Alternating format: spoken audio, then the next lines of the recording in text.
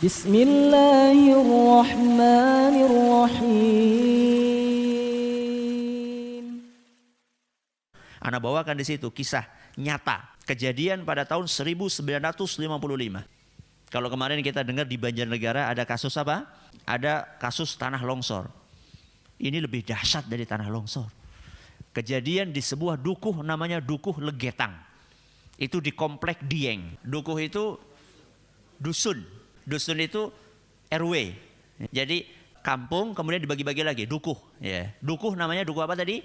Legetang. Dukuh ini ya terkenal sangat subur tanahnya. Sehingga penghasilan penduduknya luar biasa dari sayur-sayuran. Rata-rata mereka orang-orang yang kaya-kaya. Setiap tahun panen. Di tempat lain nggak panen, di situ panen. Di tempat lain panennya dikit, di situ banyak. Di tempat lain kualitasnya jelek, di situ baik. Itu dukuh namanya Dukuh Legetang. Akan tetapi subhanallah, berbagai kucuran nikmat dari Allah tersebut tidak membuat mereka bersyukur kepada Allah. Semakin banyak dikasih nikmat, justru mereka semakin tenggelam di dalam maksiat kepada Allah. Hati-hati. Banyak di antara kita ketika dulu masih punya motor, masih rajin ke masjid. Begitu dapat mobil, ke masjid mulai jarang. Ketika dapat kereta, nggak pernah ke masjid lagi. Ya, hati-hati. Orang-orang yang seperti itu, hati-hati.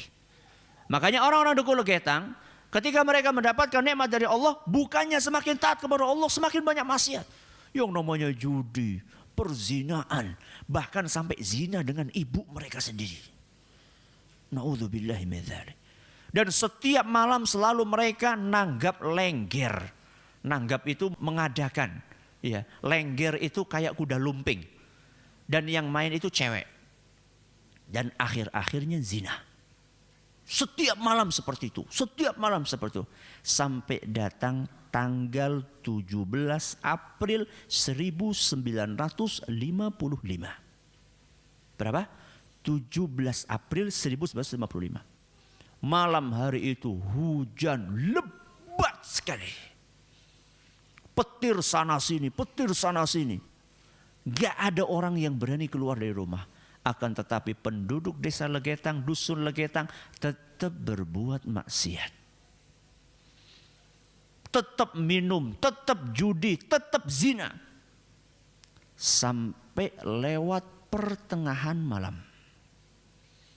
Ketika lewat pertengahan malam hujan berhenti. Sunyi senyap. Tiba-tiba terdengar suara boom. Suara yang keras sekali seperti suara bom. Suara itu terdengar oleh dusun-dusun yang ada di sekeliling dusun Legetang. Tapi nggak ada satupun yang berani keluar. Karena suasananya dingin, gelap, sepi. Setelah itu nggak ada suara apa-apa.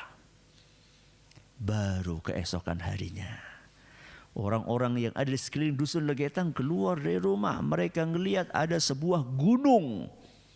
Namanya Gunung Pengamun-amun. Ternyata gunung itu sudah separuh nggak ada. Separuhnya gunung nggak ada. Mereka, gunung hilang kemana ini? Gak ada separuh. Kemudian mereka lebih kaget lagi ketika gunung yang separuh itu sudah pindah di atas dusun Legetang. Bukan longsor. Kenapa bukan longsor? Karena Gunung Pengamun-amun ke bawah kayak gini ada lembah. Ada lembah, kemudian di sini ada dusunnya. Lembah ini, sungai ini sama sekali tidak ada longsorannya. Berarti gunung itu diapain? Potong, diangkat. Siapa yang bisa ngangkat itu? Allah Subhanahu wa ta'ala. Maka kalau kita sudah tinggal di suatu komunitas, isinya di situ maksiat, dan tidak ada yang mengingkari maksiat tersebut, siap-siap. Siap-siap apa Ustaz? Pindah cepat-cepat. Ya, kalau nggak ada yang mengingkari lagi. Tapi kalau masih ada yang mengingkari, Berterima kasihlah kepada orang-orang yang mengingkari tersebut. Berterima kasihlah kepada orang-orang yang mau beristighfar kepada Allah. Walaupun dia orang miskin. Bisa jadi azab tidak Allah jatuhkan ke negeri kita ini. Walaupun yang namanya kemaksiatan di negeri kita banyak sekali. Bukan hanya kemaksiatan, kemusyrikan, kekufuran di negeri kita. Mungkin Allah belum jatuhkan azab kepada negeri kita ini secara umum.